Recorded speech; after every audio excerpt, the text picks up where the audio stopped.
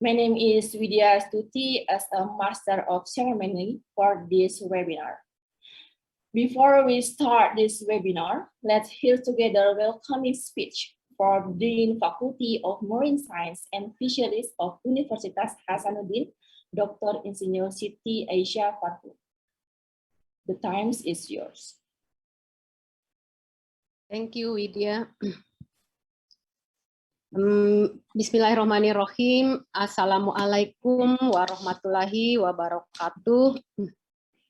And good day, everybody. Good day, everybody. Thank you for Professor Nasrumasi, Vice Rector for Research, Innovation, and Partnership, Universitas Hasanuddin for opening our webinar today. And thank you everybody for joining this session. To our special friend, our visiting professor at the Faculty of Marine Science and Fisheries, Universitas Hasanuddin, Professor Peter Mambi. Hello, welcome back again, Prof. Mambi. Good morning, thank you very much, Professor. This is actually your home, as you are still registered as our visiting professor since a few years ago. However, as the Dean, I would like to thank you again for sharing your important time to be our top scientist speaker today. Thank you very much, Professor Mambi. Dear college and students, I hope although this seminar is conducted via online, we are still being in high spirits and motivation to keep learning from each other, especially to optimize this important moment to learn from Professor Peter Mambi, who is well known as a world best marine scientist. We are looking forward to listening your presentation, Professor Mambi, and I wish we can have a fruitful discussion afterward. Thank you very much. Wassalamualaikum warahmatullahi wabarakatuh. Waalaikumsalam warahmatullahi wabarakatuh. Our Dean for the welcoming speech. Next, we will have Professor Dr. Muhammad Nasrul Nasi as a Vice Rector of Research, Innovation, and Partnership of Universitas Hasanuddin. He will deliver his opening speech for this webinar. To Professor, the time is yours. Okay, thank you very much. You can hear my voice? Yes, that's good. Okay. Bismillahirrahmanirrahim. Assalamualaikum warahmatullahi wabarakatuh. Good morning and best wishes to all of us, the Excellency, Dean, Vice Dean, and all lecturers from Faculty of Marine and Fisheries, UNHAS, and all participants, the honorable speakers from Peter G. Mambi from University of Queensland, ladies and gentlemen, webinars participants. On this occasion, I invite all of us to offer gratitude to Allah Subhanahu wa Taala, the Almighty, who has provided health papers and the opportunity for this event, Top Scientist Webinar Series 2. Prayers and greetings to Prophet Nabi Muhammad SAW and his family and relatives who have provided goodness and trust guidance to all of us. At this time, I would like to extend apology from our rector for not being to attend this important event. On behalf of rector, I would like to greet and say very special welcome to the speaker, Prof. Mambi, and participants that now attend this event by Zoom. Honored guests and ladies and gentlemen, one practical reason for UNHAS to support this event is the notable direct contribution towards achieving our target to enter in the world-class university. Indonesia Unhas in the rank 7 for this year from more than 4,600 universities in Indonesia. Only one university from out of Java Island could enter in the top 7 ranked university in Indonesia. In Asian university ranking, Unhas still in the level less than 350. But in the world class university this year, Unhas already entered in the list of QS ranking and Time Higher Education ranking, but the level 1,000 until 1,200, not yet entered in the 1,000 group of world-class university.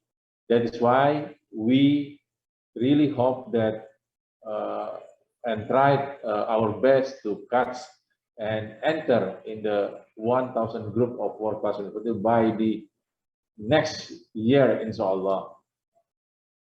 All activities related with the prerequisite to become world-class university, Unhas will always support. So this event will be one that could increase our collaboration in research, education, and publication. Besides that, could increase the knowledge and skill of our academic staff, especially in the topic of systemic resilience of coral reef. Indonesia has one of the world's highest level of marine biodiversity. We all know that Indonesia, especially Eastern Indonesia, is the heart of the world coral triangle. It has been documented that approximately 500 species of coral may be found in the water of Eastern Indonesia, giving in the world most diverse coral ecosystem. However, under current conditions, anthropogenic activities and significant climate change affect the stability of underwater life, especially coral reef ecosystem. According to one report, coral reef scientists expect that bleaching even would become much more regular, widespread, and severe. Hopefully, this webinar will provide light on the issue raised early.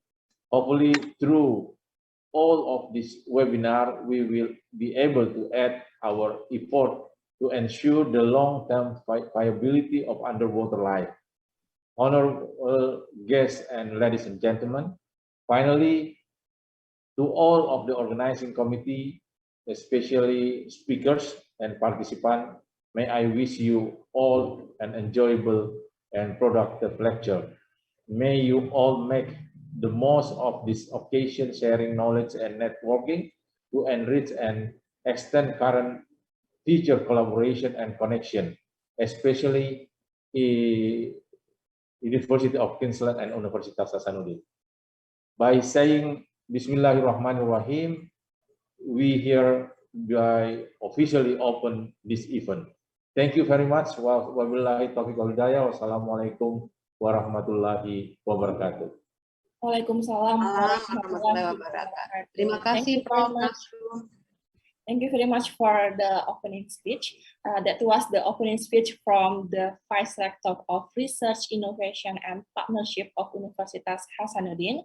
Then let me introduce the moderator in this webinar session.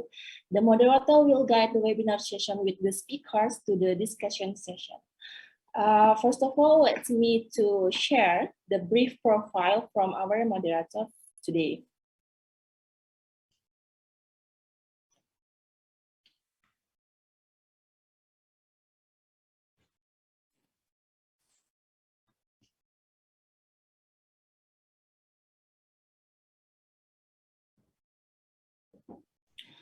Okay, today we will have Professor Rohani Ambo-Rape from Universitas Hasanuddin as a moderator for this webinar. Professor Rohani Amborape is a lecturer in Marine Science Department in Universitas Hasanuddin. She went to the University of Newcastle in Australia to took her PhD in marine science in 2003 until 2018. And she has a primary research interest in seagrass ecology, ecosystem services, and restoration. She also get an award as a research grant from Indonesia Ministry of Higher Education, award in peer science from USAID in 2013 until 2016. She also has a best researcher from Universitas Hasanuddin in 2016. Okay, we doesn't took a long time. Professor Rohani Amborape, good morning. Assalamualaikum warahmatullahi wabarakatuh. Waalaikumsalam warahmatullahi wabarakatuh. Thank you very much to attend as a moderator for this webinar. I offer this webinar to you for guide the speaker until the discussion session. Thank you so much, Widya. Assalamualaikum warahmatullahi wabarakatuh. Dan selamat pagi and good morning. I don't know, is it still morning there? Hi, Professor Peter Mambi. Good morning also in Queensland, Australia. Good morning, Professor. Yes, it's just about lunchtime. That's good. Oh, really? Nearly noon then. Okay, so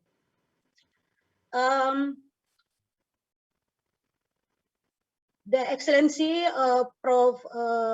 Nasrum Masri, that represent our rector of Hasanuddin University, and honorable to our Dean and Vice Dean of Faculty of Marine Science and Fisheries, and also all the participants for this webinar coming from different institutions around Indonesia. So we have students, a lecturer, and MPA manager also here, and also a lot of environmentalists. And then this in this forum, recording I saw in progress. They coming from different locations in Indonesia. I saw from Ternate, Wakatobi, and some different university. Yeah, of course, they would like to hear our top scientists, presentations. So we have Professor Peter Mambi from the University of Queensland, our long time friends with Faculty of Marine Science and Fisheries. So let me share or present his profile in a PowerPoint. So I would like to share screens.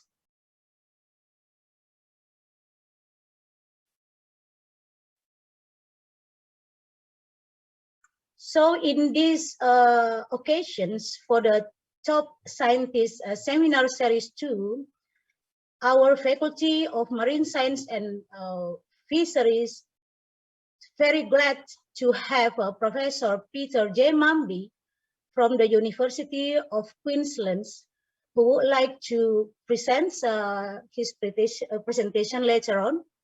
So Professor Pete Mambi got his Bachelor of Science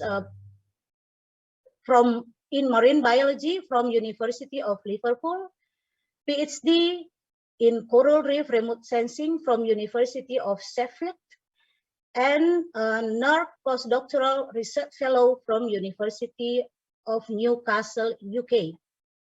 And he got his professorship and Royal Society Research Fellow from University of Exeter, England. And now, Professor Pete Mambi is a professional research fellow at the University of Queensland, Australia. His primary research interest in coral reef resilience, and he got actually so many awards, but we just mentioned some of it. That's a Royal Society Fellowship, ARC Laureate Fellowships, P Fellowship in Marine Conservation, Rosenstiel Award for Excellence in Marine Biology and Fisheries, and Mars Award for contributions to marine conservation. So the profile of Professor Peter Mamby, today he's going to present a topic, systematic resilience of coral reefs. So Professor Peter Mamby, we let you present your presentations, and then you can use your times effectively. So no rush. Okay. Please your time. Thank you very much indeed for that very warm welcome, Professor Rapp. It's really lovely to be here, although I'm not with you, but I feel like I'm with you all. And I'd like to thank Professor Massey and Dr. Farham for their warm welcomes. And you know, it's been several years since I've been able to travel to Makassar, and you know, I miss it dearly. I was only talking last night about how, you know, this new world that we live in, where we can no longer travel anywhere, and that's the least of our problems, I know. You know, I really look forward to when things settle down to the new normality, and that we can visit and collaborate more easily once again. And one of the things I will mention a bit later is, although I haven't been able to come to Indonesia, I'm still fortunate in working closely with the Coral Triangle Initiative on a project that actually began with conversations with Professor Jompa, many of which whilst I was visiting UNHAS more recently, or the last time I was there. And we are developing a new collaborative program with the CTI, the Coral Triangle Initiative, who of course are based in Manado. And you know, it is our hope that that will get supported next year, and will then allow a new 5-year collaborative research venture between our institutions. So I really hope that that continues as it has started. Yes, so thank you, and congratulations, UNHAS, for reaching rank number 7 in Indonesia. That's a terrific outcome and well deserved. So yeah, that's fantastic. So I will share my screen, and I hope that this will work okay. I hope everyone can see that. And I will talk this morning about systemic resilience of coral reefs. And the first question I'm sure some people will have is, what does that even mean? It's a sort of new, relatively new expression, and I'll get into that. And I think the first point is, when we think about coral reefs, mostly we have focused as a community of scientists on what controls the resilience of individual reefs. You know, what is the likelihood that reefs will look healthy, like this one on the left, or perhaps overgrown with seaweed, like this reef in the bottom? And that continues to be a very important aspect of research. And I'm just going to mention one recent example that we've been doing, and that is on the importance of good water quality and reducing the amount of sediment and nutrients washing into the environment, which is a problem that I know everybody is familiar with. And a study that we completed recently was done in Palau, which is a 2-hour flight out into the Pacific from the Philippines. So it still has high biodiversity. It isn't as high, of course, as what you find in Sulawesi, but it's still a comparable system. And what you're looking at here is, if you look in the central panel, you can see the land in green, and like any area of fairly high islands, there is a lot of sediment that can rush off out of the rivers and into the environment. And so what we have is, we've set up 3 locations, and each one is a separate watershed. And then we have a set of sampling stations that start right up from the mangrove all the way out to the outer reef. And they're actually quite close together. It's only a few kilometers to go from the mangroves out to the reef. And what we do is we set out these plates you can see on the right. These are coral settlement tiles. They're only about 10 centimeters by 10 centimeters. And baby corals love to settle on these.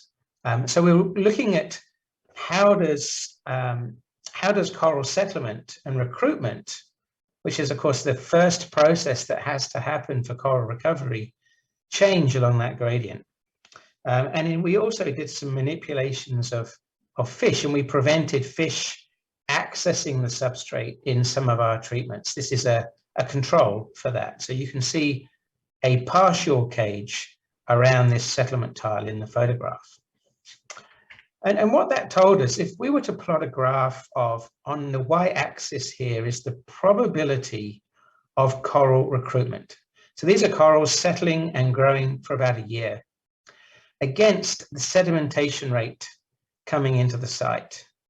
And what you see is quite obvious, that if you have a low sedimentation rate, so you have clear water, you have a much higher success rate of corals surviving on those reefs. And the higher the sedimentation load, eventually you get no corals surviving at all. And when we add this additional treatment of preventing the fish, which simulates very severe overfishing of reef fish, that's the pink curve, which is lower down, that reduces the probabilities further. So essentially, if you were to have a sedimentation problem, you will lose coral recovery ability. If you combine that with reducing the amount of fish, the problem becomes much worse. Okay. Now, sometimes when you're doing these sorts of experiments, you notice things which are kind of fun and interesting. And I'm just going to show you this little video. And this is in one of the really murky areas. It's very high sediment. These are plates where we trap sediment and we measure the amount of sediment. And what I noticed here was that you would often get only part of it covered in sediment. And in fact, the fish here, which are just sitting there feeding on plankton, I realized that the fish were, as they were hovering around the coral, it was the motion of their tails as they swim that was cleaning these plates of sediment. And so even fish just being in the environment actually helped to sweep the surface of the reef clear of sediment. And that's just one of those things you see sometimes, which makes field work even more interesting. And this is one of the reasons that fish are actually important in this sedimentation situation. So that's, what we typically type of study of what are the effects of fishing and sedimentation on coral recovery. But given the large scale that climate change is impacting reefs, we've had to start thinking about, how does the entire reef system work? If you imagine that the entire reef is like a patient, and it's connected, there are different elements of it. How is the whole ecosystem connected within itself? And how is that damaged, and can it repair itself? And that's what we're describing as systemic resilience. How does the whole system behave?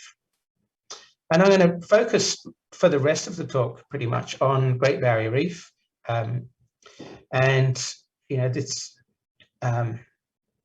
Obviously it's a high biodiversity system. Again, not as high a biodiversity as in Sulawesi, but there's still a lot of lessons we can learn here that are relevant for Indonesia and elsewhere.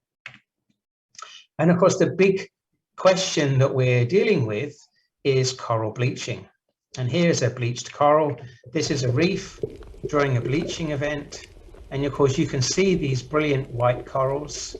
As I'm sure pretty much everybody in the audience who's a marine scientist, maybe many others too, will know that the reason that this coral turns white is the sea temperature has become perhaps 1 or 2 degrees warmer than it should be in summer. And that has stressed the corals, and the corals have released the symbiotic tiny algae that live within its body. And it's those algae that harness the sun's energy to photosynthesize and create sugars and food.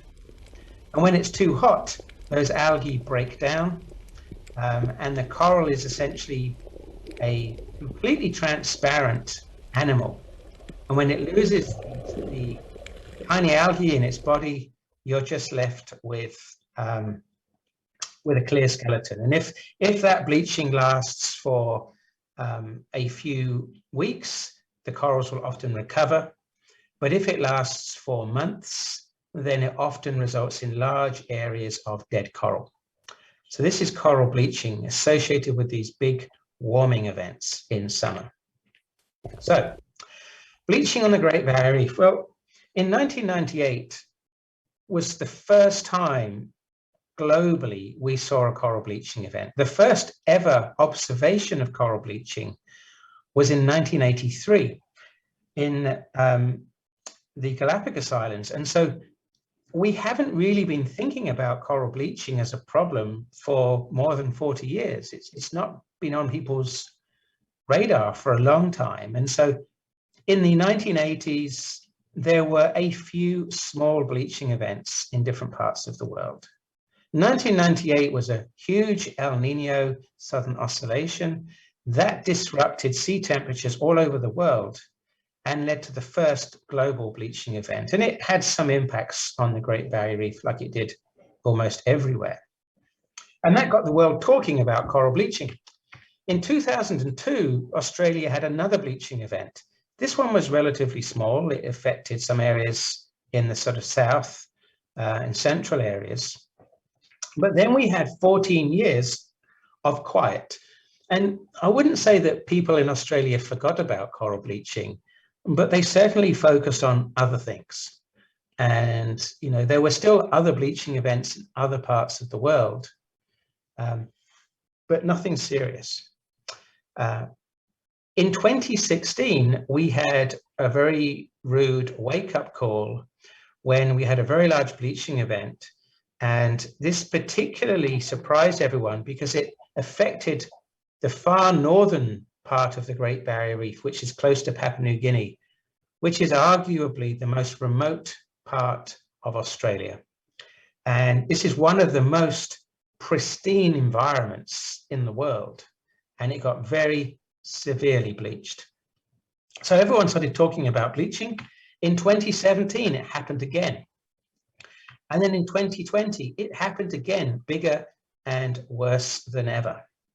So this has really changed our focus, and people are now very concerned about coral bleaching, not just because in the future, as the ocean continues to warm, we know we will see more of these events, but it's already happening now. We're seeing that climate change impact already. So what do we learn about coral bleaching events? Well, I'm going to now have to get into some of the technical detail. So let me explain what's happening here. The main measure of thermal stress or heating is a metric called degree heating weeks. This is created by the US government by NOAA, DHW. What that measures is it looks at the sort of long-term average temperature in summer. So let's imagine that you have a reef and normally the sea temperature is 29 degrees. If that sea temperature were to increase to 30 degrees, that's 1 degree above the norm, then that would create what's called a hotspot.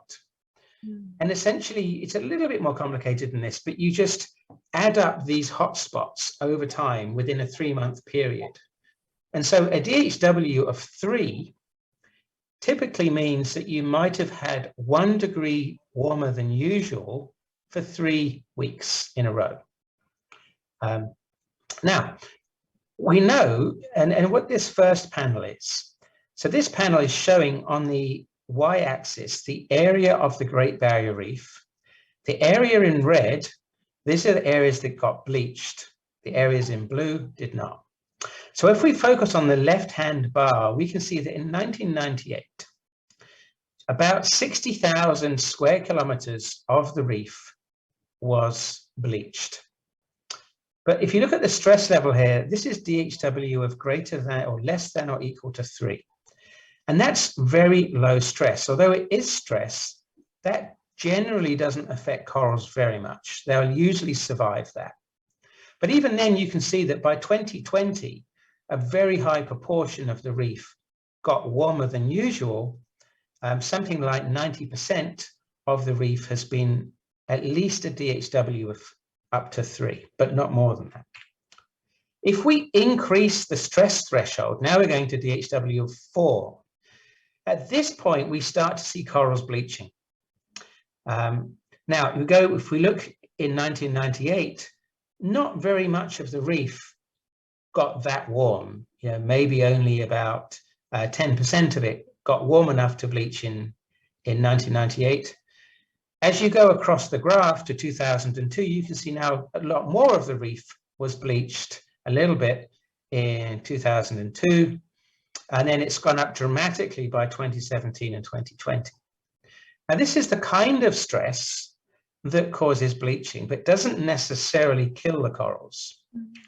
As we ramp up the stress, if we go to the right-hand side, now we're looking at stress levels of DHW of 8 or more.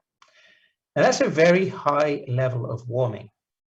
And when corals experience that kind of warming, that usually leads to quite a lot of mortality. Now, in 1998, none of the reefs got that warm. In 2002, very few of them got that warm. But now by 2020, about 40% of them got warm enough to become quite severely bleached.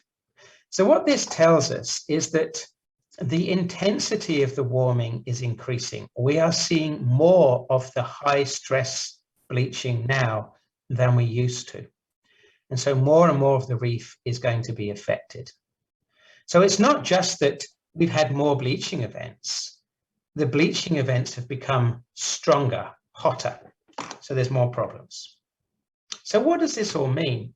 Well, one of the problems we're concerned about is the reproduction of corals and how connected they are. Now, one of the great wonders of nature is when corals spawn.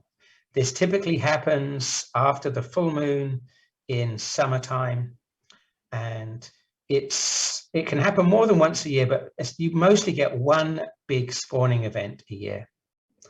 And those eggs will move to the sea surface, forming a slick. The eggs become fertilized with the sperm.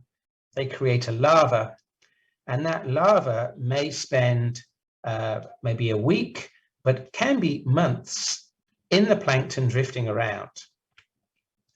And if you can model the ocean currents, this is a graph I show many, many times. If you can model those ocean currents, you can simulate where those larvae may have traveled to. So you take an oceanographic model and you simulate particles being released from those reefs around the full moon, and you give those particles behavior. You tell it that the coral larvae will start at the sea surface, and over time they will gently sink. And after about 4 days, they're ready to settle on a new reef. The question is whether they will even find one. And so this sort of approach can be used to understand how connected reefs are to one another. So now we can look at, well, what's been happening? What we've done here is, and I have to explain this, there's a lot going on in this graph. So this is looking at the cumulative impacts of the last 3 bleaching events.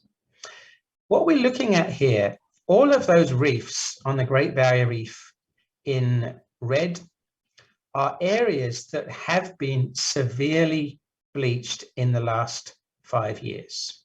Okay, so these are reefs that have been damaged by bleaching. And then what we've quantified is we've asked, what has happened to the supply of coral larvae to those reefs? Now, without any bleaching, those reefs would normally receive quite a lot of coral larvae from other reefs upstream. But when you have lots of bleaching going on, those corals that are bleached usually have they either die, in which case they don't contribute any larvae, or their fecundity is reduced dramatically. In other words, the corals that are living in a hot environment will not release very many eggs. So we've modeled this, and then we've worked out how much of a reduction in larval supply would you expect. So that little graph that you can see on the inset there, as you go from the left to the right, this is showing you the proportion of larval supply that has disappeared. And so on the right-hand side, we can see a very large proportion of reefs have lost between 80 and 100% of their larval supply. So you imagine that means a reef that usually has thousands and thousands of larvae arriving now might only have hundreds. And so there's been a huge reduction of larval supply. And it's that larval supply that's so important at allowing this reef to recover. That's where the new corals will come from once they've been damaged. So this is what happened on the reefs that experienced lots of bleaching. When we compare this to the reefs that didn't receive very much bleaching, so these reefs in blue are areas that actually never got warm enough to have massive bleaching. So these are reefs that generally look in pretty good shape. They have lots of living corals. And what we see is that although there has been a reduction in the larval supply to these reefs, particularly because some of the reefs they're connected to have been bleached, so they're not supplying as they used to. But we're seeing a difference here. I'll come back to that figure a bit later, but the key thing to note here is that the reefs on the left, the ones that got severely bleached, a very large reduction in larval supply loss. Overall, about 74% of the larval supply on average, reefs of the Great Barrier Reef have lost nearly 3/4 of their larval supply, 75%. In the areas that it didn't get very warm, we haven't had that big a loss. There has been, most reefs maybe lost 40 to 80% of their larval supply. So they probably still have a reasonable amount of larvae. So what this is telling us is that when you have a series of bleaching events, this is disrupting the larval supply across the reef. And if you imagine that that larval supply is really important, you'll have an area of reef which is damaged, and that needs to be recovered. And the larvae to recover that reef have to come from somewhere that still has lots of corals. Now, the other technical thing I just want to explain is one of the really important questions from a management standpoint. We know that every single bleaching event is different, but are there some areas that are less likely to bleach than others?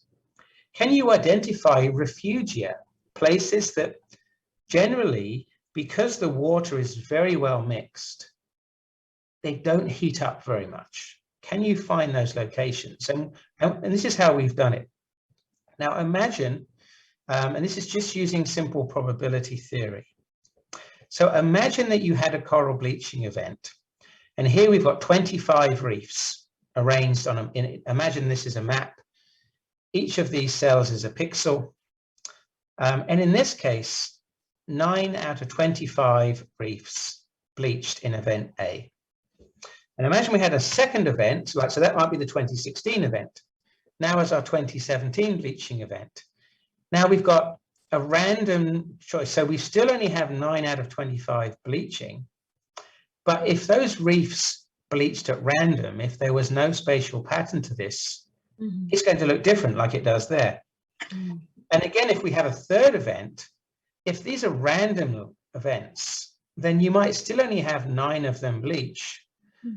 But if you want to know what is the probability that one of those reefs or any of those reefs is going to experience all 3 bleaching events, event A, B, and C, you would do the calculation of that's on the graph there. And when you look at this, only one of those reefs out of 25 experienced all 3 bleaching events. You can see it marked here, right? Which means the probability of a reef experiencing 3 bleaching events, if every event is random in space, is only 4%. Right? So not very likely. Now, imagine this is what you actually see, however. So we're having 3 events again, but this time, instead of the bleaching pattern being random, this is a real sort of bleaching pattern. And what you can see now is that 6 of the reefs got hit every single time. They got very warm. So you've had 6 out of 25, and that means you've had a 24% of those reefs have bleached all 3 times.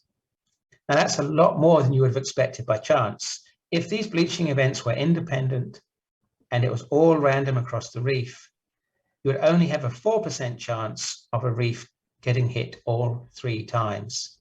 In this example, in fact, it was 6-fold higher than that. All right. So this is what you can do. We can map these patterns using the satellite information. The satellite measures coral bleaching on a 4-kilometer grid cell, and we can look at the results. So what I'm plotting here is, this is if we have reefs getting a very small amount of bleaching. So we've got probability on the y-axis, and this is a probability that with the 0 there, that you get none of them will have a bleaching event. The blue line is what you would expect if everything was random. The orange line is what happens in reality, what we really saw. And we can plot these 2 curves. And so what you can see here is that it's very likely that reefs will experience that level of warming, at least in all 3 events. So if you look at the blue, you can see my cursor here. If you look at the blue curve, which is, this is what you would expect by chance, there's about a 38% chance that reefs will have experienced at least this level of warming in 2016 and 2017 and 2020. As you increase the threshold of warming, then that changes. If you look at DHW 8, which is very hot, now there's very low chance that a reef will experience this during all 3 events. But there's very high chance they'll get a bit warm, but not really warm. Now, the key point I want to draw your attention to is the difference between what we observe and what we predict. And in this case, what we're seeing are genuine refugia. These are places where more of the reefs had 0 bleaching than what you would expect. So the blue line at 0 is saying to you, if everything was random, we would expect some proportion of reefs never to have bleached in those recent 3 events, but not very many places. Yeah. But in fact, we see that more of them experienced no bleaching than you would have expected. So these are places that are not getting very warm consistently. So these are refugia. Equally, there are these areas where they actually got warmer than you would expect. And so these are places that tend to get warmer than you would normally expect by chance. So you can use this simple analysis to find areas that have different properties. And we'll come back to why that might be important. So we want to understand, well, how connected are the reefs on the Great Barrier Reef? And one of the analyses we did a few years ago sought to find the most important reefs for connectivity. And so to do this, we look for reefs that are connected to many other reefs, that those connections are consistent, and that they ideally connect to other reefs that are also really well connected. So you're looking at the hubs, the most important reefs. So one way of imagining this, and this might not make a lot of sense, but bear with me. Imagine that you were asked that you had to get rid of, or if you were going to lose a large number of airports in Indonesia, which airports would you most value? Which are the most important airports in Indonesia? What are the hubs? What are the airports that connect the whole of Indonesia?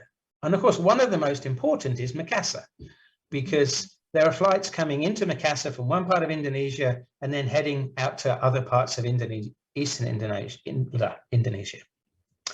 So essentially, what we're looking for is the coral reef equivalent of Makassar. Places that are really important at holding the system together. There's lots of inputs and outputs. We wouldn't want to lose Makassar Airport because then large areas of Indonesia would not be so well connected. So we can map this, and this is an overall pattern. One of the interesting things is even if we pick 112 of the best connected reefs of the whole Great Barrier Reef, and there's nearly 4,000 of them, then we find that 3% of reefs can still connect to nearly half of the reefs of the Great Barrier Reef. So if you pick the right ones, when the corals on those 3% of reefs reproduce, the larvae they create have the chance to reach almost half of the entire Great Barrier Reef, which is 2,500 kilometers long. Okay, so that's a bit of background, but we're now trying to make this operational for management right now. And so here's something that we've been doing on that. We're asking which reefs are most important to promote recovery after bleaching. So imagine that you have a whole load of reefs and you know how connected they are because you've studied the oceanography. Now imagine that you knew this and you would look at that and say, well, these two reefs are both connected to 5 other reefs. So they must be important. They are supplying larvae to 5 other reefs. Now imagine that you knew how healthy the reefs were. In this case, we have a healthy reef connected to 4 other healthy reefs and 1 damaged reef that's got covered in rubble. This reef is connected to 1 healthy reef and 4 damaged reefs. Now, clearly, if this reef is going to be sending new corals to other reefs, it's these 4 reefs that are damaged that will benefit the most.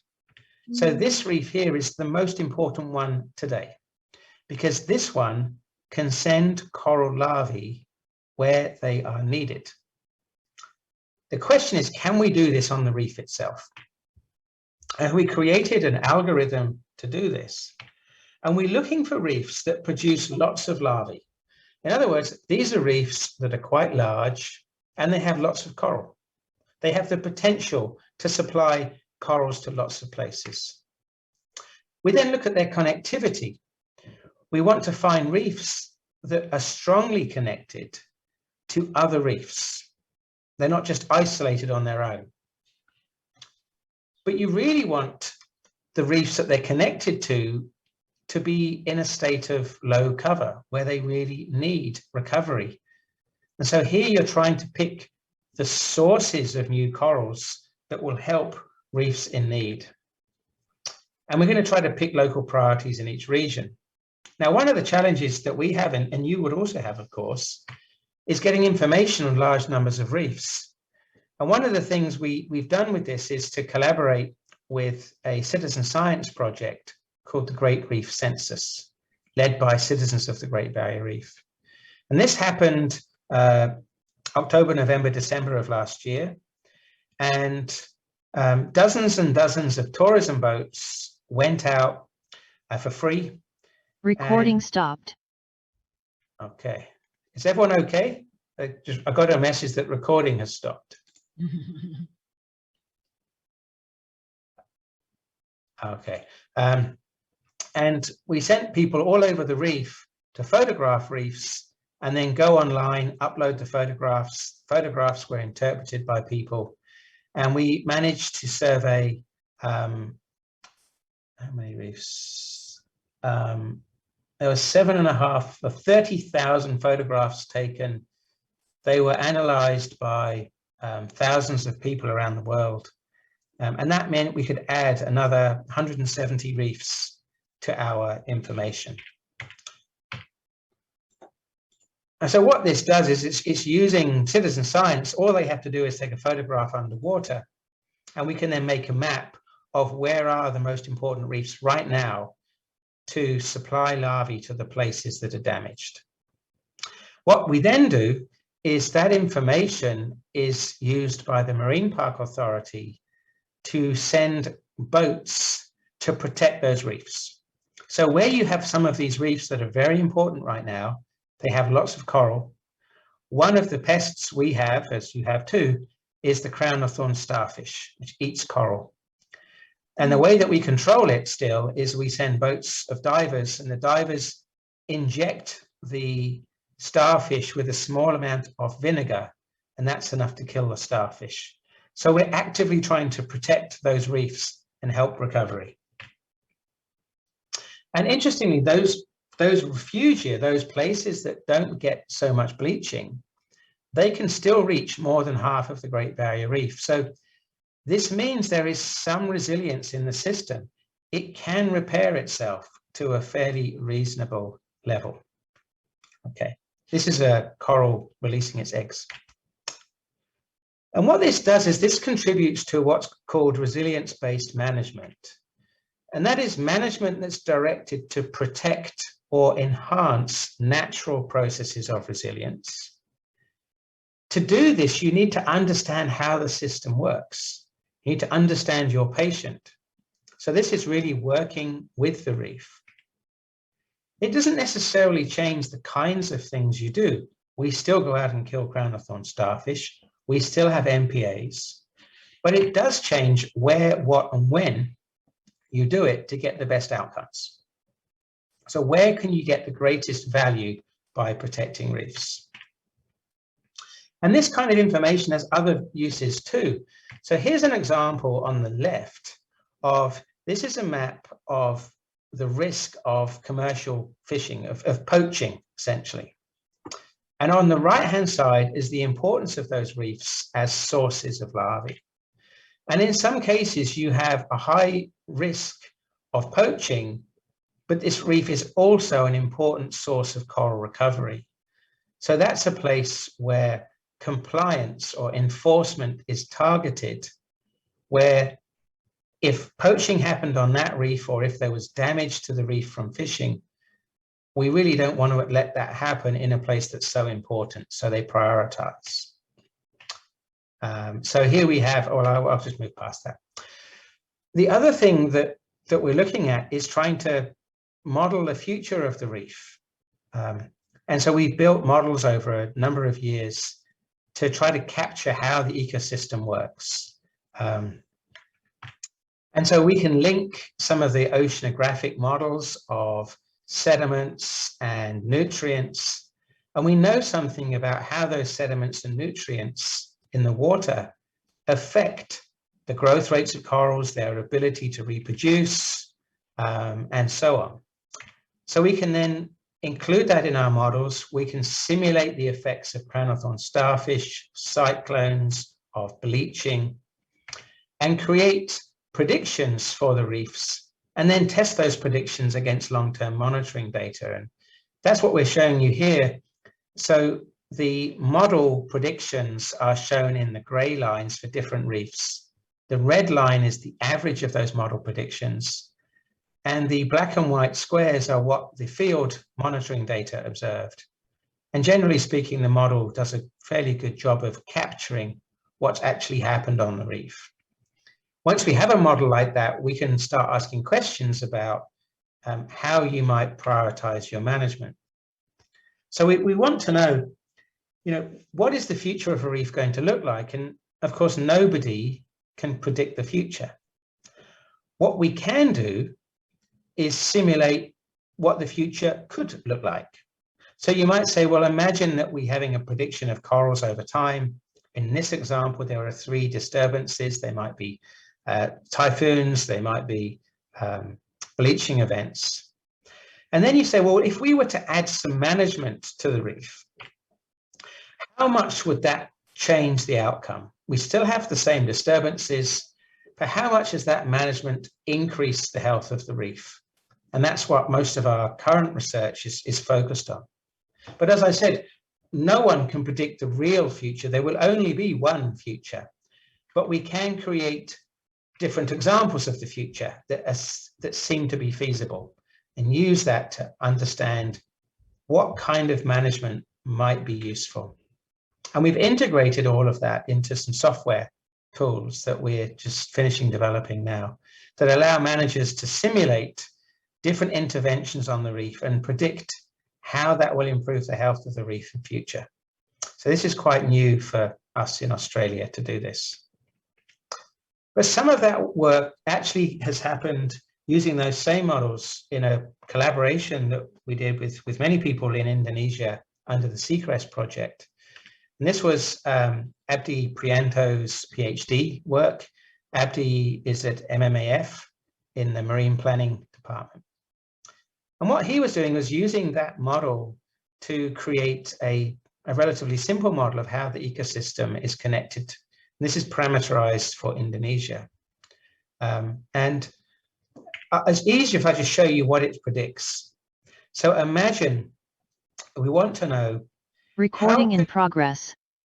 How could different management improve the health of the reef? So Recording stopped. if we look at the absolute coral cover improvement, this is how much healthier the reef will be on the y-axis. And this says if you were to sort of solve the fishing problem, this is an example of the data set. If you solve fishing, you would improve reef health by a small amount, maybe 4% coral cover. If in this case you could solve the nutrient problem rushing in from the land, you would get a bigger benefit. If you could stop Recording in progress. You would get a benefit as well. But if you could do 2 of those things, which 2 would give you the best outcome?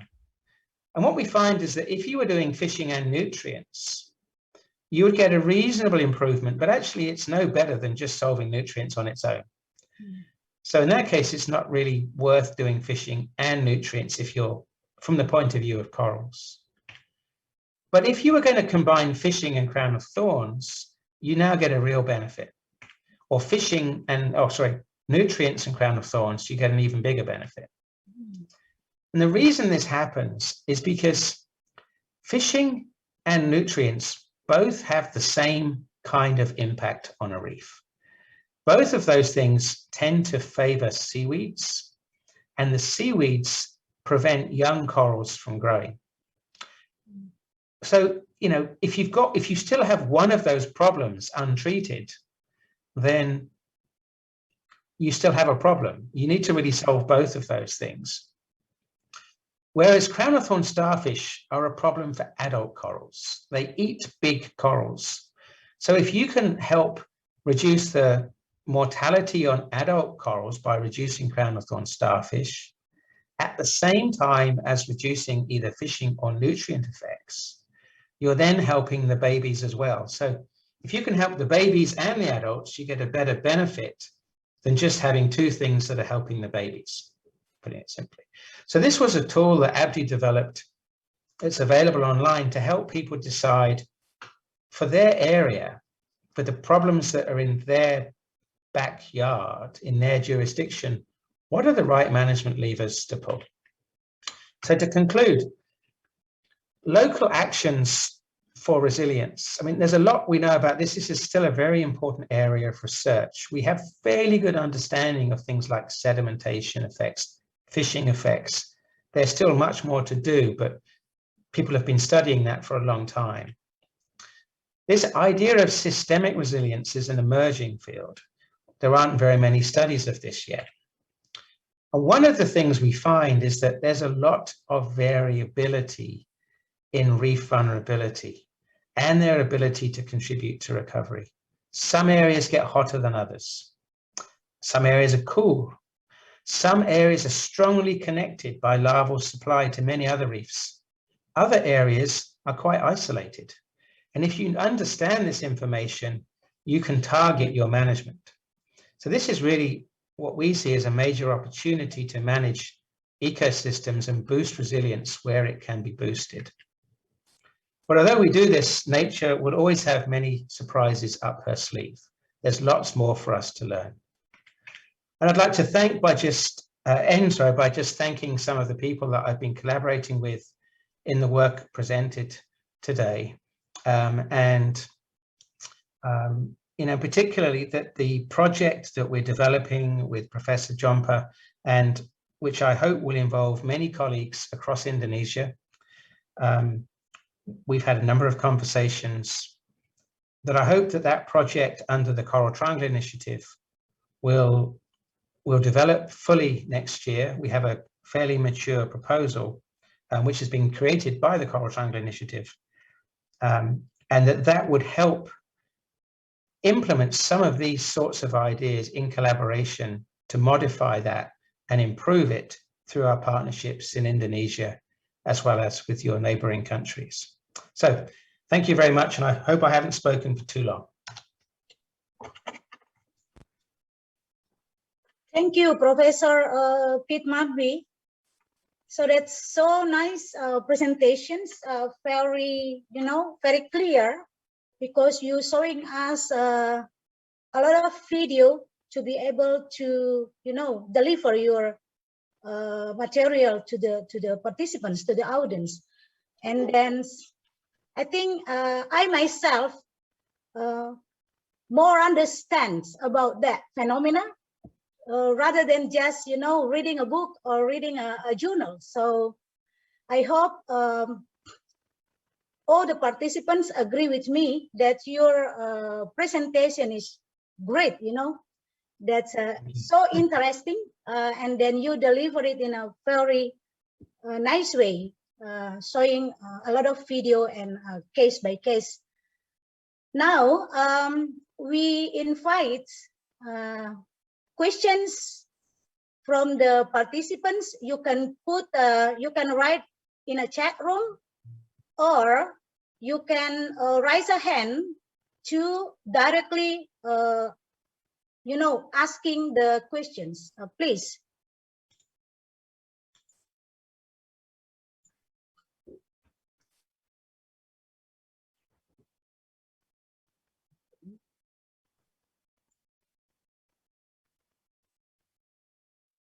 Yeah, so there is one questions from Dr. Irfan Ambas. Dr. Irfan Ambas is one of our lecturer at the Faculty of Marine Science and Fisheries.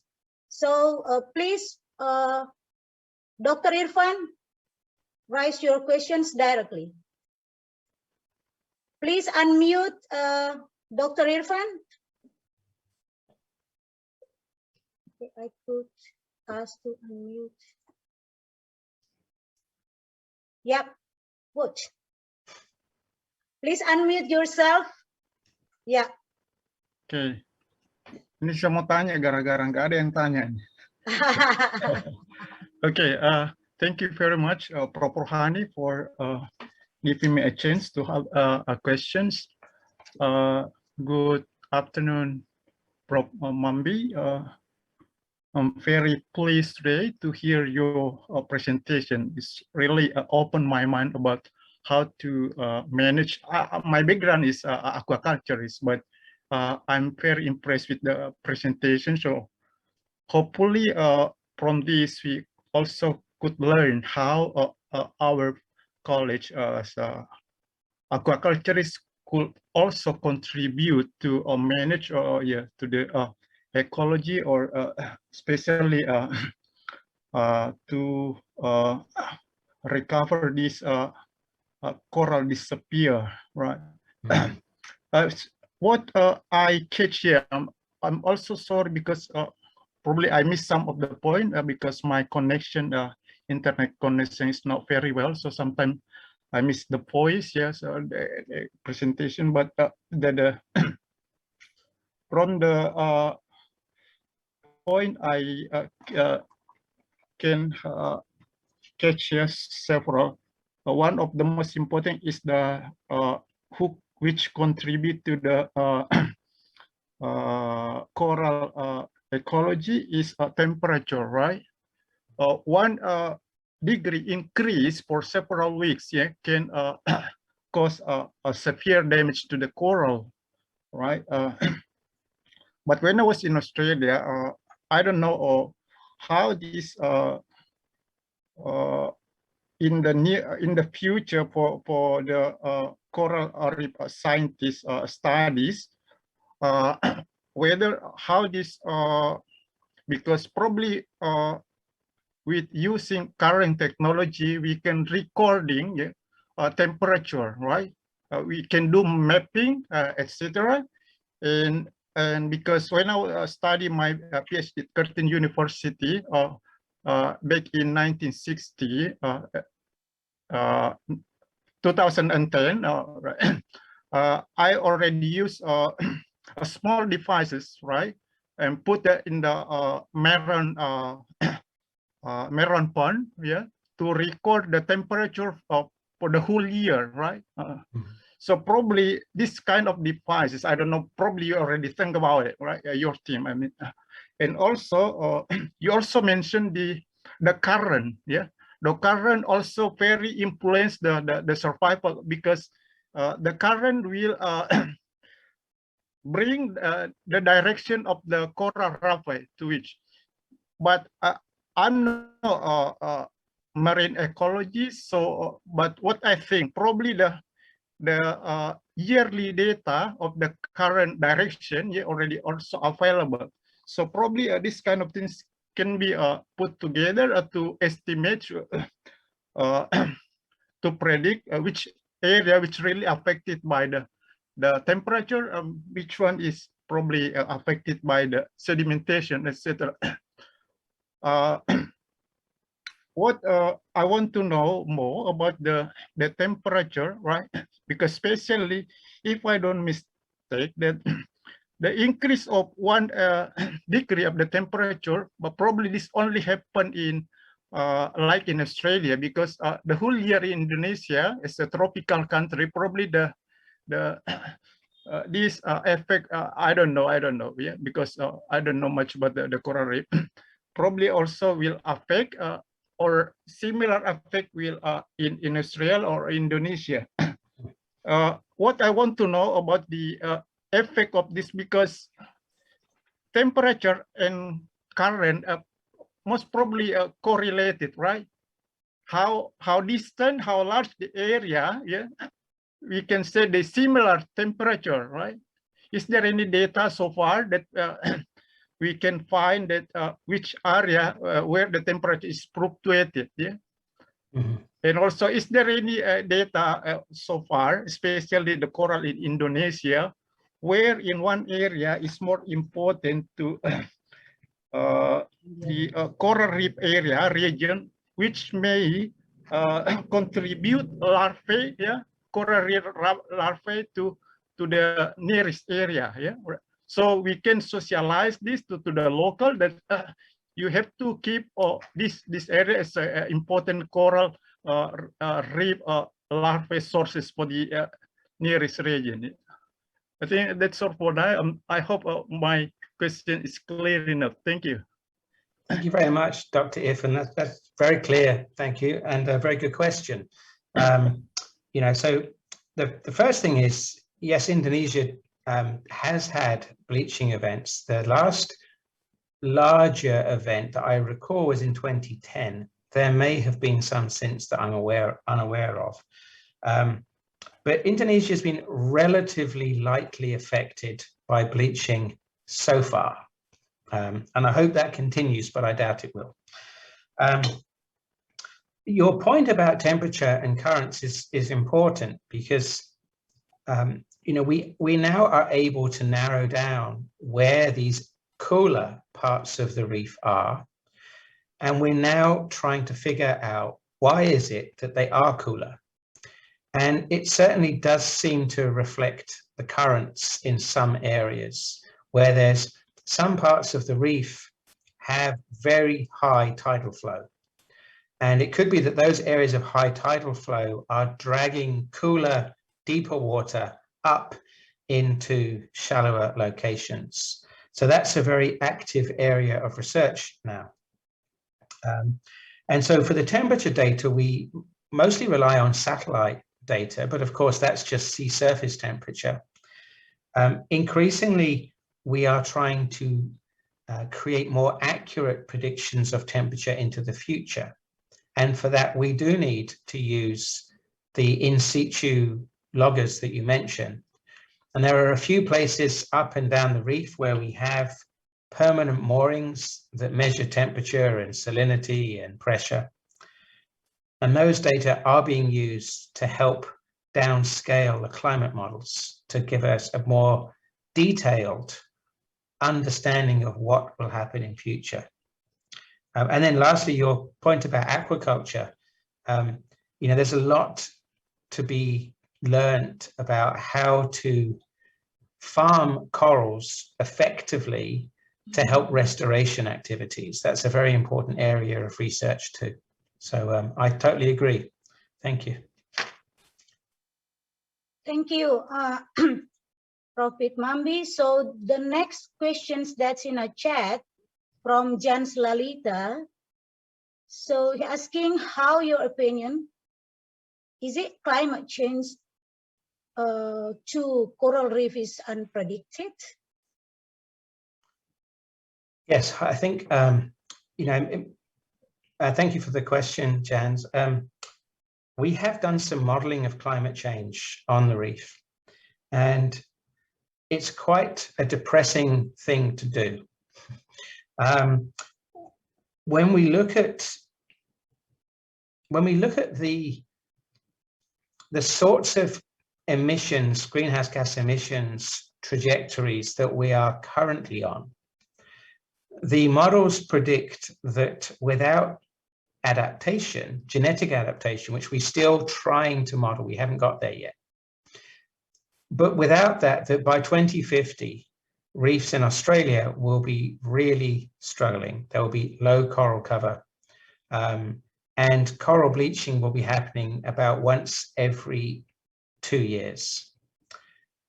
If we were to track on the worst case scenario for emissions, then we are looking at DHW values by 2100.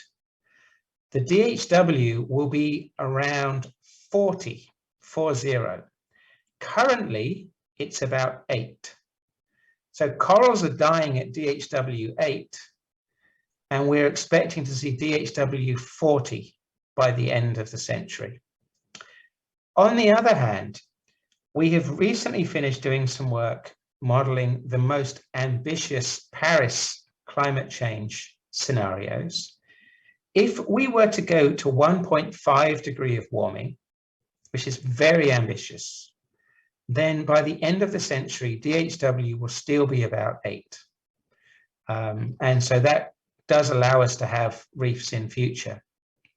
If we go to 2 degrees of warming, DHW will be worse, and we will still see reefs suffering more in the long term, but at least it's not as bad. So it's very clear to me that we have to follow the Paris Agreement.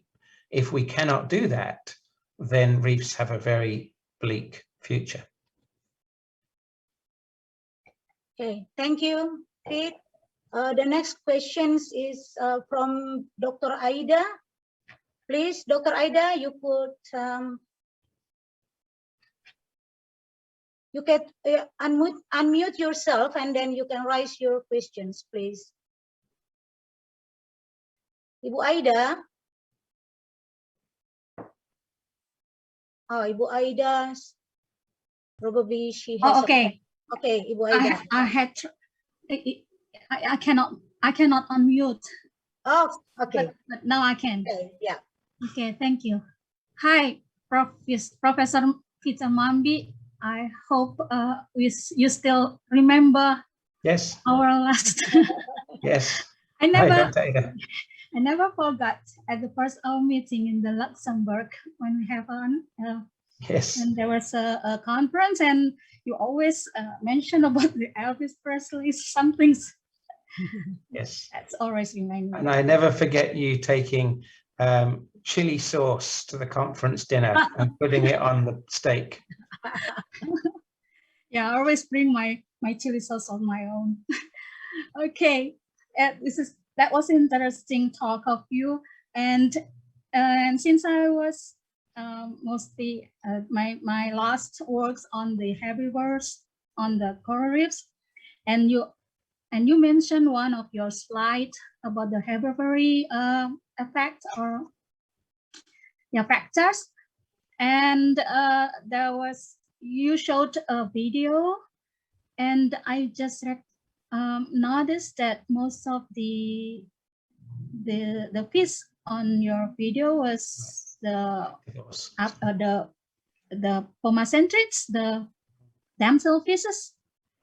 I'm just wondering whether other kind of big herbivores can be you put the data on that, because since some years ago when Lippi already stated that our monitoring of herbivore fishes only on four families, excluding that Pomacentrids. So does it means a lot, the Pomacentrids on your data, and should we have something different kind of monitoring procedures on this Pomacentrids? That's the first question. And the last one, in the some of 2 or 3 slides before at the end, when there was a comparison of something within fishing and CO10 something, I don't see about the herbivories and something to do on that. Thank you. Yeah, good. Thank you very much. Right. So I think to be clear, when we did the herbivory, so when we excluded fish in that study of sediment effects, I think the main effect is that because there weren't any herbivores getting in, and that's mostly surgeonfish and parrotfish in this case, that the algal turfs got higher, and then they trapped the sediment. I think that's the main effect. What was interesting to me, and this is more just an observation, is that in areas with very high sediment, that you can just see it sitting on the reef, that it was actually just the act of fishing, of fish moving. And we just happened to be looking at the planktivorous damselfish that made me realize that actually all fish help in that, but especially the ones that sit around the coral head washing it. And those are mostly, of course, planktivores. But I don't think that that's a very important process generally. I think that the most important thing is to monitor the herbivores you're already monitoring, because I think that's where the important thing is. It's just that when you have very high sediment, any fish can be helpful there, just because it was more just an observation of, wow, isn't that fun to see? That's what's happening. So no need to change anything there.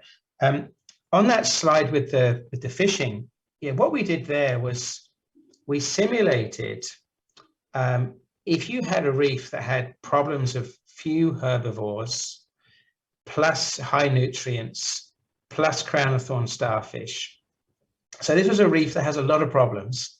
Yeah. And then you were to say, right, what if you could address just the fishing problem? So you still have nutrients, you still have starfish. If you could just solve the fishing problem, the reef does get a bit healthier. But you need to do multiple things to really lift that reef. And the key point was that if you could combine some work on the fish or the nutrients, both of which cause coral recruitment problems, and then you combine that with crown of thorn starfish, which kills adult corals, you're going to have a bigger benefit. But you should still focus, the effect on the fishing is still important. And it would depend on what the stresses are at a location. If nutrients are not a problem at a site, then fishing will have a much bigger benefit. So, yeah, just wondering, because you always mention about the role, the very important role of herbivores. And I still do. Yeah, I just didn't today. Yes. Yeah, thanks a lot. Nice to Sure. see you. Nice to see you, Ada. Thank you. So still a lot of questions, Prof. Pitmambi. So now, Ibu Dr. Dewi Anuarita Satari would like to asking questions. Please, Dr. Dewi. Ibu Dewi. Okay, maybe Ibu Dewi has a problem with her. I wonder if internet. Yeah. if she can put it in the chat. Yeah, just put it in the chat, and then we Excuse go me. next to Ibu Raini Tumbol. Ibu Raini.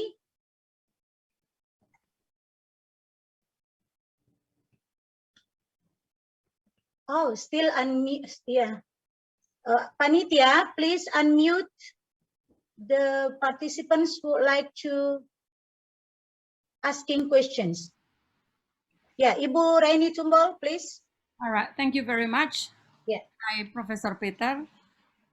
My questions will be related to the deteriorating of coral health due to the increase in sea temperature that leads to coral bleach, as you mentioned before. And from the study, we have learned that increase in temperature resulted in coral bleach, and then the bleached corals are more prone to pathogen infections. So my question will be on bacterial infections. I'm just wondering if you have any data that show increasing in coral bleach could have an impact on increasing in the species of bacterial pathogens or some sort, that cause also the death of corals? Right. Ibu Raini, thank you. That's a really excellent question. And I wish I had an answer, but we don't yet. And that's such an important topic. And I talk to microbiologists who are still trying to quantify what is the microbiome around corals. Are there some microflora that are associated with healthy coral? And there's a little bit of evidence of that increasing. You probably know more about it than I do. We had a study that's just about to be published where we manipulated the access of parrotfish or fish on the reef, as well as adding nutrients. And we did this to look at how that affected coral recruitment. And we tested for changes in the microflora in all of our treatments. And although there were some changes, there was nothing really obvious to say that certain type of stress had a clear effect in the bacteria. But that doesn't mean that there won't be in other locations and with longer studies. So this is a very active, important area of research. So I hope you can tell me one day, because I don't know. Thank you, Prof. Peter. There is another chat from Dr. Irfan. Actually, yeah, you're probably he would like to do a research on a coral culture, coral aquaculture, and then he asking how to get the larvae. Is it easy just to get it directly from the coral, or probably there is some methods to do? Yeah, that's a good question. So there's two ways of doing it. So at a small scale, people can go out and collect corals before they are ready to spawn, bring them into the lab, and they will spawn in the lab. And we do that for experiments all the time. But one of the most interesting ideas, and you probably have seen this, it was an idea that was originally proposed by Dr. Andrew Hayward at Ames back in about maybe 1990 something. And what he was doing was he was waiting for the corals to reproduce, and then as they come up to the surface, he was collecting the slick and putting that in essentially taking that into the lab. Now, some of my collaborators here in Brisbane are doing a project right now where they are going out with a boat, and when the spawning happens, which for us is the end of November, they will suck up some of that coral spawn into a big drum, and then those coral larvae take at least 2 to 3 days before they're ready to settle. But then what they will do is that they will move them to a place where there aren't enough coral larvae, because right now maybe 99.999% of those coral larvae are wasted. They never find a reef. So if you can capture even a tiny fraction and move it somewhere which needs coral larvae but maybe isn't getting very many, and then let them just come and settle, that might be a useful restoration method. It's still in trial. It's an idea. Whether it's cost effective, we don't know. But that's quite an interesting idea that is being tested here. Thank you, Prof. Peter. I would like myself to ask about the, you mentioned, or you said that we need to find a good coral that could, supply is a coral larvae to the disturbed reefs. Now, there are two criteria that you mentioned. That first is they have produced a lot of larvae. The indications could be the large area of corals with high, maybe diversity of corals. And then the second criteria is they have a high connectivity. For the first criteria, you said that we can do by citizen science work. So you can get the information easily if we set up the citizen science to, to tell us there is a large coral there and then with a high diversity. But how to know easily and with a simple method about the connectivity, high connectivity of the corals, because probably that's need more depth research. That's the first one. And then the second one, actually you showing us, the data on a bleaching or coral bleaching incidents. Is it happening in random or in the terms of the other one? According to Prof. Peter, which ones will have a very negative effect to the coral reefs in general? Is it if the coral bleaching happening in random or not? Thank you, Prof. Peter. Great questions. Thank you very much, Prof. Rohani. So the best way to get the connectivity information is to work with someone modeling the oceanography. And these days there are some global models that are available at a scale of about 7 kilometers pixel sizes. And there are people in Indonesia, there's people in Philippines, there's there are scientists who focus on modeling ocean current flows. So they need to know that the depth information as detailed as possible, and also the surrounding major currents.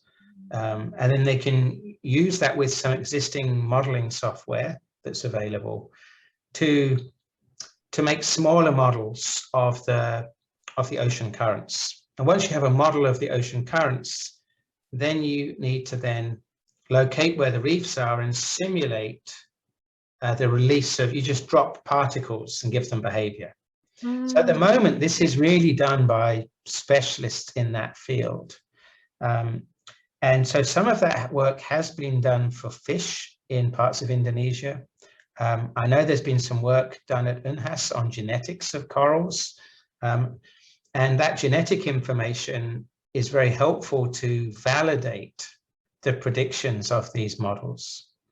But that's a really useful type of research to create that connectivity information. And once it's been done, it's done. And then what you are provided with is essentially a table, and the table has every reef in it, and it tells you which other reefs that reef is connected to and how strongly. And then it's quite easy to use. Yeah, right now I don't do that myself. I work with people who are specialized in that, and then they give me the information. So your second question about what's worse for the reef, that's a really important problem. And, you know, generally I think a random pattern is worse because reefs, it will tend to reduce the time between successive events. If some areas are getting warm, then obviously they're going to be really struggling. If they're warm spots, they're going to get bleached frequently. But what will tend to happen is you will have quite tough corals living there. In areas that are in the refugia, then those are areas that are really important because they keep cool. But if we didn't have any of those cool refugia, if it was really random, then you wouldn't have these locations that essentially stay healthy for a long period of time and can help reconnect the system. So I think it's important that there are some of these refugia. So yeah. Thank you so much. Oh.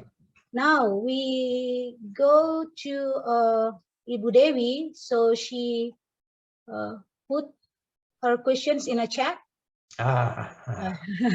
Yes, that question. Very hard question to answer. Yeah, I mean, the question of coral adaptation and climate change is a very, to me, it's probably the most important question that can be asked right now in terms of where our work is at. And so we have just started doing some more work on this, collaborating with geneticists to understand what is the scope for coral adaptation. And one of the surprising things to me is that there isn't a single empirical observation of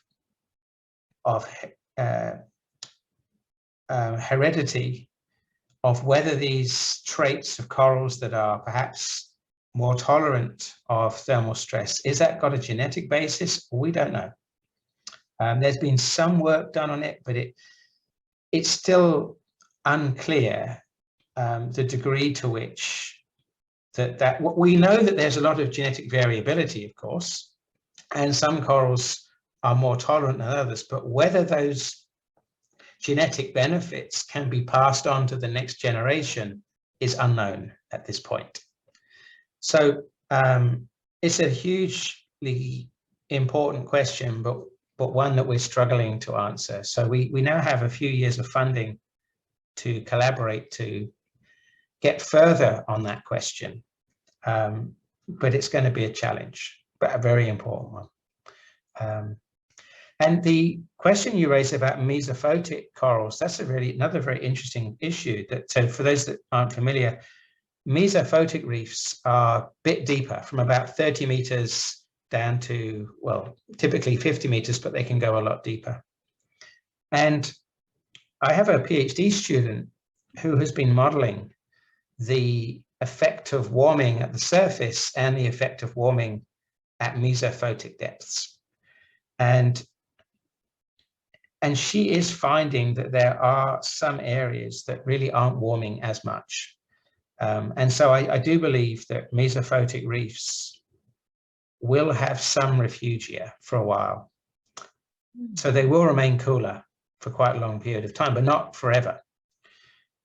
One of the big questions with this is whether corals that live at mesophotic depths are ever going to help recolonize reefs in the shallows at 10 meters or less, where most of the bleaching damage is at.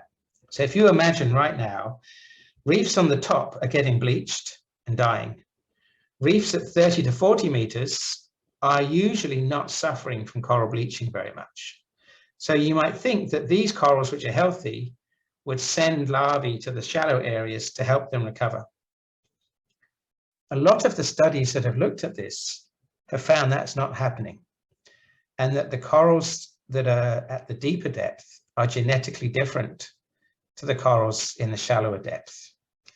And that there's a fascinating statistic, and this isn't exactly right, but the corals that might only be separated by 20 meters of depth on a reef are more different from each other than the corals at 20 meters are more similar to corals maybe 100 or 200 kilometers away at the same depth. There's not a lot of mixing between the shallow and the deeper reefs, but maybe that will change in future. But there isn't a lot of information on that. There's a lot more to learn. So it's a really, really interesting area of research. Thank you. Yeah. Next questions, probably you can see Prof. Mambi from the chat is Prof. Sri Wahyuni Ningsi. Prof. Sri Wahyu Ningsi. Yes, Ring of Fire. Yeah. Yeah, so tsunami effects. Yeah, that's really interesting. And of course, tsunami effects are kind of like cyclone effects. You know, big swash, and you know, the scope for rehabilitation. This is such a complicated issue of how do you rehabilitate a region. In many cases, if the environment is good, i.e. the water quality is good, there are plenty of fish, those reefs will come back on their own. If you know that would be the hope. So only in places where the corals get damaged, but they are going to struggle to recover because either the water's got lots of nutrients or sediments, or there's lots of fishing, then restoration might be necessary. But you know, restoration is still and I think that the restoration projects that are happening in Sulawesi are some of the largest scale anywhere in the tropics. But you know, that because they're expensive to do at large scale, that was really kind of like a last resort. And I think some really important research to decide when is it worthwhile restoring, and when is it best to let nature just recover. And that's where understanding this connectivity can be helpful. If you know that the reef is connected to an area with lots of corals, well, I suspect nature will take its course. Nature will take care of it. If it's not well connected, then maybe you need to think more seriously about restoration. So I think that's a really important problem. Yeah, that's from Joko Sumaruan now. Yeah, so there's a lot of work now on coral farming methods. You know, people in the aquarium industry have been doing this very well for a long time. The challenge is increasing the scale. to do mass aquaculture. And there are very few places trying to do that. The very common methods that have been looked at, and Philippines has done lots of work on this, is simple methods where you take corals, you might break off a branch, you take a rope, you uncoil the rope, put the coral between the branch and let it coil back again, and you string the ropes above the seabed and those corals will grow. Very low technology, and it works. But to do coral farming, the real challenge is to get that large scale, to create millions of corals. I know a few groups are studying that, trying to increase the scale, trying to reduce the mortality, of course, in captivity.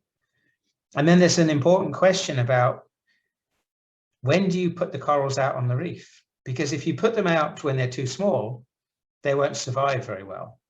But of course, you don't have to hold them in captivity in your facility for very long. Whereas if you put them out when they're larger, they will survive better, but you have to have them grow longer in the coral farm. So getting the right strategies still an area of research. So that's an important question. Okay, Next, so how do we... Pak Suhaili Asmawi. Yeah. From This is from Kalimantan, Professor, University Lambung Mangkurat. Yeah, beautiful area. Yeah, this is important. So there definitely is evidence that in areas with high turbidity, coral bleaching is less problematic. It's a bit different if the area has high nutrients and high turbidity. So if the turbidity is coming from sediments, then as long as the sediment isn't so bad that the corals cannot recruit, then that can shade corals from bleaching and they can survive better. Similarly, in fact, if you have an island that has lots of cloud, the reefs around the island that are underneath the cloud also will tend to survive bleaching because they don't get the sunlight. But if you have a lot of nutrients, so there's lots of nitrate in the system, then that can make bleaching worse. So although the water might be darker, the corals are actually quite susceptible to bleaching if they have lots of nutrients. So it depends on why the water has high turbidity. If it's nutrients, it's a problem. If it's sediments, it's better. Yeah, so, and people have tried putting out shades at small scales because we know that if you can reduce sunlight, you can reduce bleaching. One of the methods that's being explored here, it's very expensive. No one's ever done it, but people are exploring cloud brightening on the Great Barrier Reef, where you pump saltwater crystals, salt crystals, up into the atmosphere, and they take the existing cloud and make the cloud whiter. So it reflects more sunlight. And that can reduce sea temperature by about 0.5 degrees. But it has never been done. But some of my colleagues have a project to try to test it as a possibility. But, I mean, you can only do that in a country where, the government is willing to invest heavily in some research to do that, because that's very, very expensive. But it's interesting. We'll see. Yeah. Okay. That's from Pak Safieddin Yusuf from Unhas. Yeah, yes. We've done coral spawning and larval distribution around Spelundy. Yes. Actually, less of the larvae are not successful in suitable substrate or degraded in the slope in the reef flat. So we're not recruits for most slope have expression rubble. Right. So yeah, the problem of coral rubble, that's a really interesting one. And I have about 3 members of my team right now are focused on coral rubble. And so you know, the problem is to what extent does rubble, which is often caused after blast fishing, of course, that rubble will just roll around and the corals might settle on it, but then they get killed in it as it rolls around. And, you know, I've seen areas in Celaya that have been rubble for 20 years or more, where they were blast fished. And so some way of stabilizing rubble is really important. And there's a lot of research on this happening in Bali at the moment. But, you know, it's a very difficult question because we don't really know why that rubble cannot consolidate. So right now we partner with engineers, and the engineers are modeling the waves. They're looking at the forces needed to move rubble and trying to find, you know, why is it in some places the rubble just keeps on moving? And then some of my team have been looking at what actually binds the rubble together, because it's typically things like sponges and algae that will grow on a piece of rubble and hold the rubble together whilst it starts to cement. And the question is, how strong is that binding? You know, how much force is needed? Would a small storm be enough to just break that apart again? So these are really a very good area of research to understand why rubble is such a problem. So I agree with you. This is an important topic, and one that's, at the same time, it's also good to figure out how can we stabilize rubble effectively and cheaply. And we don't have the answers yet. So that's a great project for someone to do. Yeah. Okay. Thank you, Prof. Peter. But as a moderator, I think I have a privilege to asking the last question. Yeah. Prof. Peter Mambi, I'm a seagrass ecology, and then I would like to ask about, you know, seagrass in supporting the coral reefs, especially probably they could, you know, lower the bleaching events on coral reefs. And then in the other story, you read probably the publication from Joel Lam that's the if the seagrass associated to the coral reefs, and then the coral reefs have a low incidence to get a disease. So that's another story. Right. But yeah, could you please, yeah, your thoughts about this as a coral reef scientist? Yes, no, I agree. And, you know, I think that, so I've been fascinated by seagrass. Where I've looked at it is more the role of nursery habitats, of fish moving from seagrass to reef and so on. And I'm aware of the interest in, you know, because seagrasses change the carbon chemistry of the water, that can lead to a higher aragonite saturation state, or a change in the alkalinity over the coral habitat, which may make them calcify better. And so small reefs within a seagrass bed, I think, will benefit from that. So I think that's an important area that there hasn't been a lot of study on that question yet. But the microbial story of there being a reduction in disease in areas near seagrass is very interesting. And, you know, I'm familiar with that work. I'd love to see more studies of, you know, which microbes are responsible, and, you know, at what scale can that effect really occur? You know, how far does the reef have to be from a seagrass bed to still benefit? You know, but then, as you won't know better than me, that there's lots of important reasons for protecting seagrass anyway. And, you know, if they have human health benefits as well as blue carbon and nursery habitats and all of these ecosystem services, that they're tremendously important. And but I find these questions of how connected the ecosystems are very interesting. A few years ago, about maybe 10 years ago now, we did a project looking at how, so we looked at if we have seagrass beds, mangroves, and coral reefs, and they're all accreting at different rates. And there are, as you know, there aren't very many data on the rate of accretion of seagrass beds or mangroves. So we were looking at what happens with sea level rise.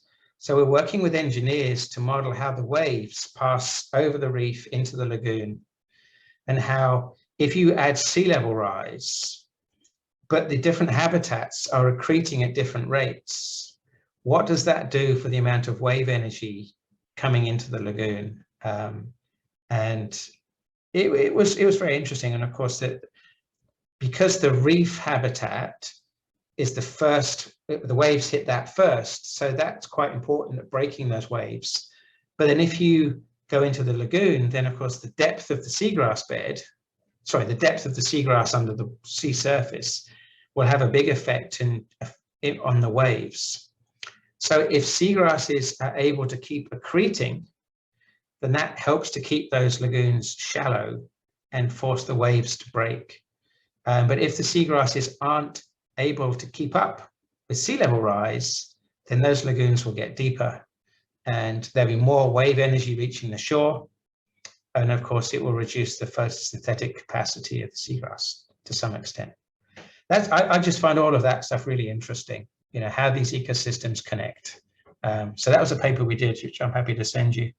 2012, I think it was. Yeah. Wow. Yeah. Thank Good. you. Thank you, Prof. Peter Mambi. Because, yeah, still probably a lot of questions in participants' mind to, you know, to rise, but because of the time, I think Prof. Mambi, it's okay if you could email him. It's okay, Prof. Peter Mambi. I'll put my email in the chat. So if anybody wants to email me, I've put it there. Okay, thank you. And then probably some of the, it's not some, I think all the participants would like also your material, if you could share your material, your presentation today. So yeah, we wait for that also. Now, so I think that's a lot of questions with a different, you know, level of, that's a very variety of questions, and then it's all interesting, and then it's all add, of course, our knowledge, you know, about the marine systems in general. Thank you for Prof. Peter Mambi, and then we would like to give a coin of, you know, presentation from the rectors. Just a piece of paper, but I hope you don't mind, you know, to Delighted. Point of appreciation from the rectors. Ibu Widya, could you please share that to the screen? Right. Yeah, we have a symbolic giving of certificate to speaker, which will be handed over by the Vice Dean of Academics, Research and Innovation of Faculty of Marine Science and Fisheries, Universitas Hasanuddin. For the operator, could you please share the, yeah, they're already. Okay, so because Widya asked me to present this certificate to Professor Peter Mambi, our prominent scientist, and then for that, I just say that Prof. Peter Mambi, this is the certificate of appreciation to you. Thank you so much for sharing your knowledge to us, and then we hope you would be able to be in our faculty again, to always share your important knowledge for the faculty. Thank you, Prof. Peter. And I'd like to thank you, Professor Rohani and Professor Masih and Dr. Farham. Thank you so much for the invitation. It's lovely to talk to everybody, and I look forward to corresponding with many of you and to seeing you when the world allows us to travel again. And I very much enjoy my interactions. I always learn a lot coming to visit, and I really hope that there's a good opportunity for us to collaborate more in the next 5 years as we develop some of these projects together. It's a great privilege to have this relationship with UNHAS, and yeah, it really enriches the work that we do. I've missed it a great deal, just being based in Australia. There's lots happening here, but it's not the same as working with friends overseas.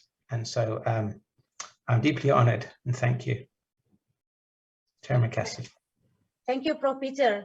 Just for your information, our Hasanuddin University would start the offline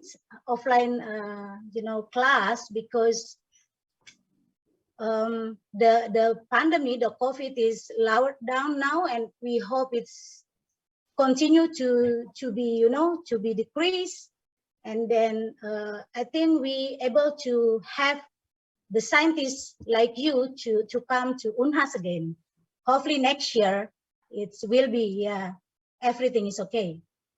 Thank you again. Thank you very much. And then your contribution to Hasanuddin University is really, really,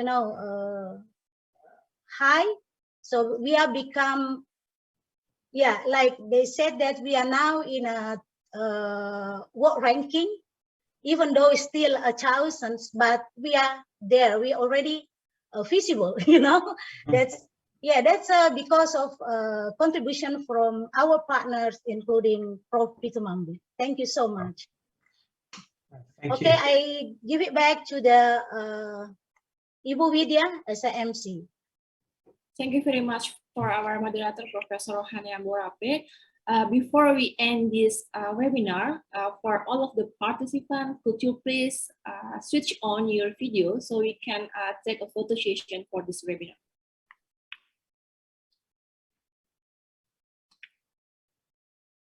Okay.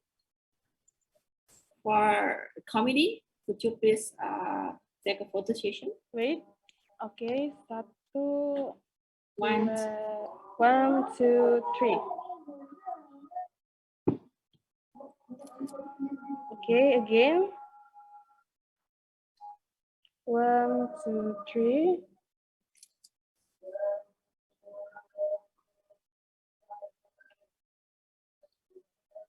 Once again. 7 slides. Yes, wait. Oh, okay. Slide 3.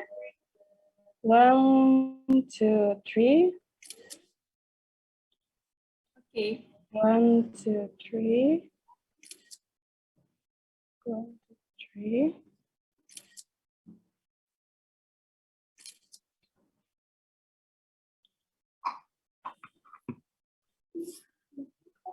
Freestyle. How to make a freestyle? Yes. I know. Maybe the world class university is mine. Okay, All right. we catch you. 1, 2, 3. Bicara kalau video. 1, 2, 3. Okay. All right, done. Thank you very much. Thank you for the committee, and thank you so much to our speakers, Professor Peter G. Mambi, for sharing the valuable knowledge during this Top Scientist webinar that was held by Faculty of Marine Science and Fisheries of Universitas Hasanuddin. We also thank the Vice Rector, Dean, the moderator, and all of the colleges, lecturers, students, and researchers who attend today's webinar. Thank you so much, and see you to the next webinar series. Thank you. Thank you.